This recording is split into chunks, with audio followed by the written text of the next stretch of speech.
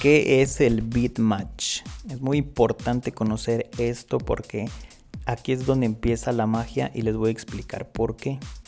¿Qué es el beat match? Beat match significa mantener el flujo de la música al mezclar dos o más canciones. Sencillito. Mantener el flujo de la música al mezclar dos o más canciones. Pueden ser 3, pueden ser 4, pueden ser las que ustedes quieran. Ahora, toda la música obedece a reglas musicales. Toda. Y la mayoría de la música bailable fue creada en grupos de 4 tiempos llamados compases. Vamos a encontrar otro tipo de géneros o de canciones que no van a estar en 4 tiempos y van a ser un poquito raras.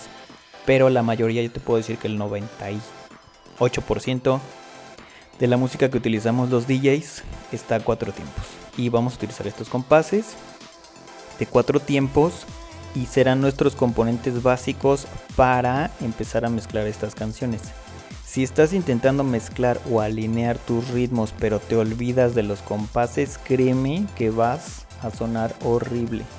Mientras más información les voy agregando o ustedes van recibiendo, traten de visualizarla y estos tips, aunque suenen raros si les estoy diciendo que los compases, si ustedes piensan que los DJs jamás están pensando en los compases, sí es muy importante, nada más que la gente o los DJs no hablan con esta terminología, pero ahorita les voy a explicar por qué.